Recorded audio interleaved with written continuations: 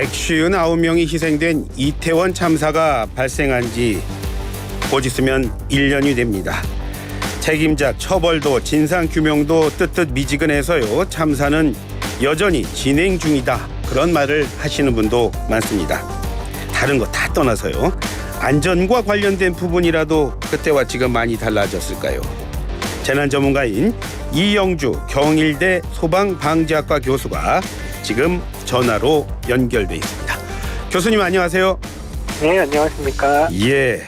자, 말씀드린 대로 오는 29일이 되면요. 이태원 참사가 난 지 꼭 1년이 됩니다. 자, 교수님, 왜 사고가 났는지 정부가 지금까지 밝힌 결론은 어떻게 될까요? 예, 여러 가지 피해가 발생해서 또 커지는 이런 이유들은 아직까지 정확하게 해명된 부분들도 있고 또 아직 잘 알려지지 않은 부분도 있는데요. 어쨌든 그 당시에 코로나 방역이 상당히 길게 진행되던 그런 상황에서 사회적 거리두기가 해제가 되는 시점에 이런 이제 이 젊은이들이 참여할 수 있는 이런 이제 할로윈데이 행사가 이제 일어나면서 이전보다는 훨씬 많은 인파가 집중되는 이런 상황이었고요. 또 사실은 이제 이런 인파가 집중되는 상황에서도 사실 이제 대규모 인명 피해가 발생할 수 있는 이런 재난화가 될 수 있다라는 점을 지자체나 정부 또 시민들 거기 참여하는 또 참여자들도 사실 좀 예측하지 못한 부분들도 있었겠죠. 다만 이제 그 사고 발생 수시간 전에 사실 골목에서의 인파 밀집에 대한 어떤 전조 상황들 이런 것들이 이제 나타났지만 이런 것들이 이제 적극적으로 조치가 이루어지지 못하면서 결국 이제 인파 밀집이 점점 지속적으로 집중되고 또 이런 상황에서 압박이 가해지면서 많은 사람들이 동시에 인명피해가 발생하는 사고로 이어졌다라고 보는 그런 상황입니다. 예.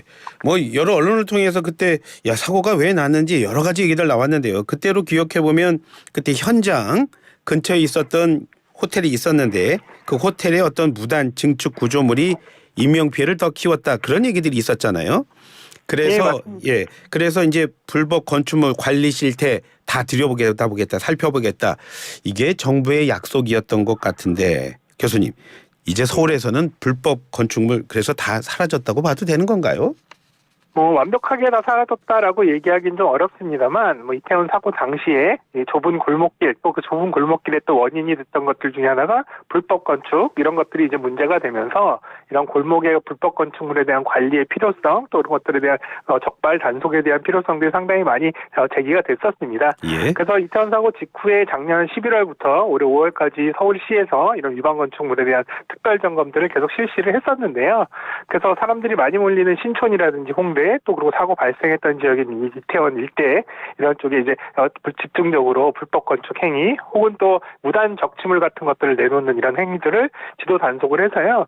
약 한 2,600여 건의 이런 적발을 했고요. 이 중에 대부분은 어느 정도 이제 시정 조치가 된 상황입니다. 다만 이제 문제는 아직까지도 이렇게 이제 불법 행위에 대한 부분들이 시정이 안 된 곳들도 상당 부분 있는 부분들은 빠른 시정이 이루어져야 될 필요성도 있고 또 한편으로는 이렇게 불법 적치나 불법 건축 행위에 의해서 위험 상황이 되는 골목도 있지만 기본적으로 골목 자체가 이런 행위와는 상관없이 또 위험한 골목들도 있거든요. 그렇기 때문에 꼭 이런 불법 건축물이나 불법 행위에 대한 부분들이 아니더라도 또 이런 보행 환경의 개선이라든지 위험 요소에 대한 제거라든지 이런 부분들의 발굴 노력들도 한편으로는 필요하다라고 보겠습니다. 구조적으로 골목 같은 게 잘못돼 있다면 그럴 경우에는 그러면 골목을 다시 고치거나 그렇게 해야 되는 건가요? 그때는 어떻게 해야 되죠? 사실은 말씀하신 대로 제일 좋은 건 가로 구조를 개선하는 게 가장 좋겠습니다만 사실 길을 넓힌다는 건 굉장히 어려운 일이거든요.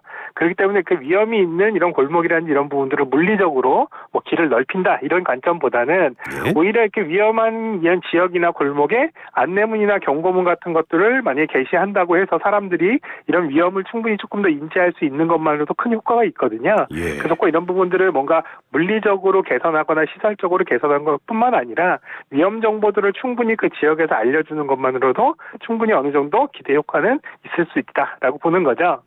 골목을 뜯어고치나 그러면은 워낙 이해관계가 또 복잡하니까요. 그런데 그런 그 경고문 안내문만 나더라도 좀 효과는 뭐 있는 거군요, 교수님. 예, 왜냐면 거기를 이용하는 분들이 이 골목이 이렇게 사람이 많아서 위험할 수 있는 위험성이 있구나. 다른 곳보다는 이런 것들을 이제 알게 된다면 조금 더 조심하시거나 또 다른 길로 회피를 하시거나 이럴 수 있는 가능성들이 충분히 있기 때문에 예. 오히려 정보를 충분히 전달함으로써 그 길을 이용하시는 또 참여하시는 분들의 안전에 대한 판단들을 할 수 있게 도와드리는 것들도 하나의 중요한 역할이라고 보겠습니다. 예.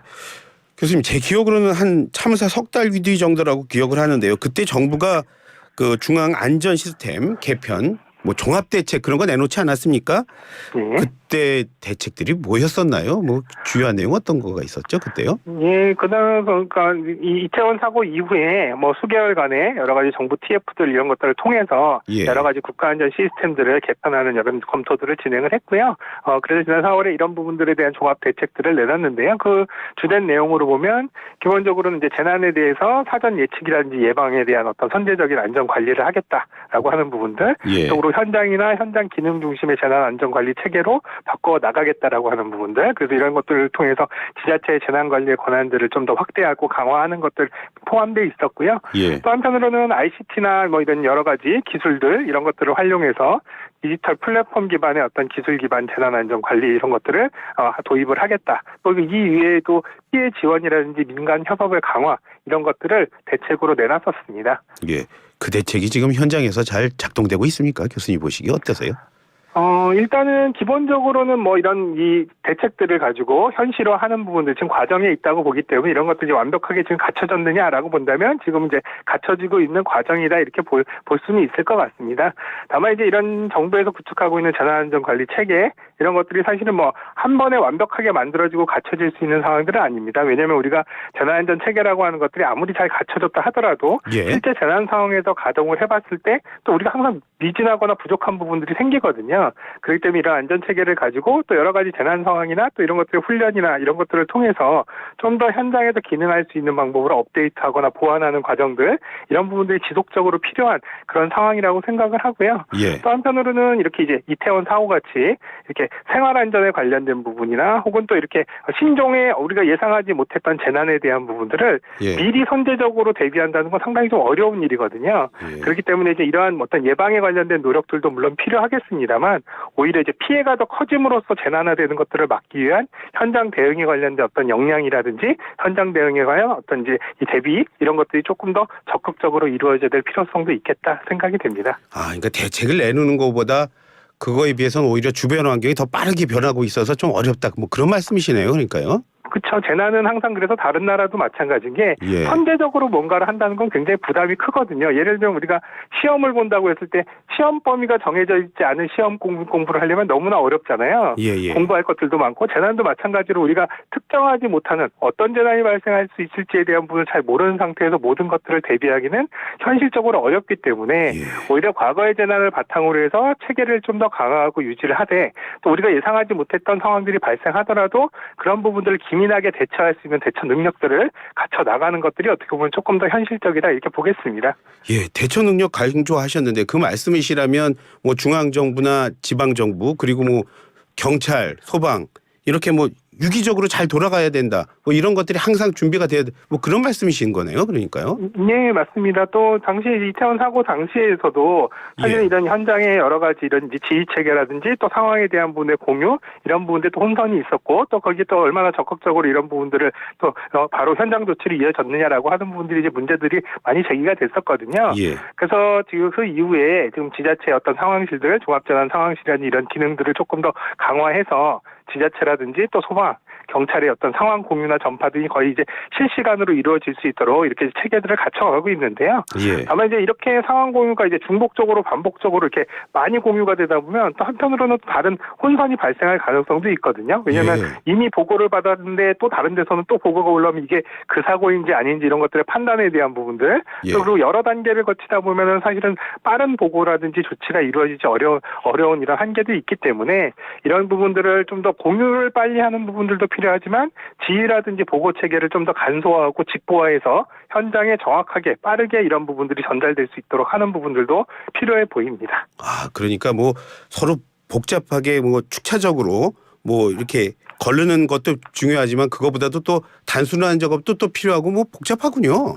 예, 그렇습니다. 사실 어떻게 보면 우리가 가장 중요한 건 빨리 아는 것도 중요하고 빨리 공유하는 것도 중요하지만 그런 상황들의 공유된 정보를 가지고 현장에 얼마나 빠른 어떤 지휘라든지 지원이라든지 이런 것들이 이루어질 수 있도록 하느냐라고 하는 것들이 더 중요하다고 한다면 예. 오히려 이런 부분들의 체계를 조금 더 간소하고 직접화하는 부분들이 효율적이라고 보는 거죠.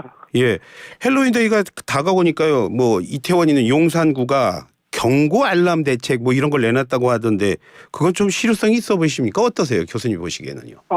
지금 그 인파 사고를 대비해서 지금 이제 전국 또 서울도 마찬가지인데요. 이렇게 이제 지능형 CCTV를 통해서 예. 영상, 그러니까 CCTV의 영상을 통해서 사람들이 얼마나 많이 모여 있구나라는 것들을 이제 분석을 해서 이런 것들이 실제로 많은 인파 밀집이 예상된다라고 하면 이제 이런 것들에 대한 어떤 경고를 울리는 이런 시스템들인데요. 예. 지금 용산구에서는 지금 한 1제곱미터당 한 4명 정도 이상의 운집이 이루어지면 심각 단계로 이제 이렇게 경고 알람을 하겠다라고 하는 부분들이거든요. 예. 일반적으로는 한 제곱미터당 한 5명에서 6명 정도의 밀도인 경우가 심각 단계긴 한데 용산구에서는 조금 더 선제적으로 4명 정도만 이제 운집을 해도 이게 굉장히 좀 위험한 상황으로 선제적으로 이런 분의 경고를 하겠다라고 하는 겁니다. 예. 다만 문제는 이제 이렇게 인파 밀집의 상황을 인지하는 부분들은 빨리 할 수 있고 조금 더 첨단화할 수 있다 하더라도 예. 사실 이런 인지 상황을 현장에서 그러면 어떻게 빨리 즉시적으로 이제 완화를 할 건지 또 조치를 할 건지에 대한 준비도 분명히 필요하거든요. 그래서 예. 우리가 빨리 아는 것도 중요하지만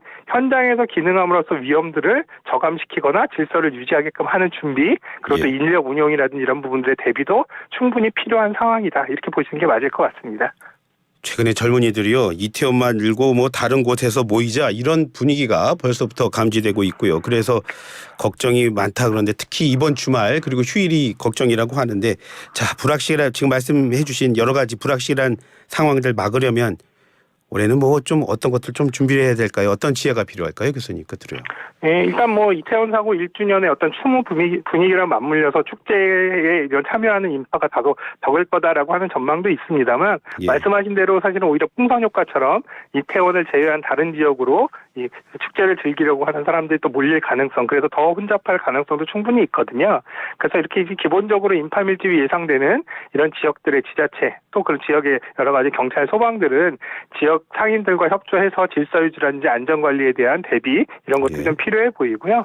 또 실제로 이제 예상되는 위험 지역에 대한 어떤 이런 인파 밀집에 대한 지역에 대한 정보나 또 시간대에 대한 정보 이런 것들을 좀 적극적으로 공유해서 시민들 스스로 이런 부분들에 대한 위험 인지를 할 수 있게끔 그래서 스스로 예방하거나 회피할 수 있도록 하는 부분들도 중요해 보입니다. 또 한편으로 가장 중요한 건 어쨌든 행사에 직접 참여하는 시민들 스스로도 인파 밀집 사고의 발생을 항상 염두에 두고 신고 요령이라든지 행동 요령 또 그리고 여러 가지 질서 유지에 대한 참여 이런 것들도 반드시 따라 주셔야 될 필요가 있겠다 생각이 됩니다. 예, 오늘 말씀 정말 잘 들었습니다. 교수님 전화 주셔서 고맙습니다. 예, 감사합니다. 예, 지금까지 이영주 경일대 소방방지학과 교수였습니다.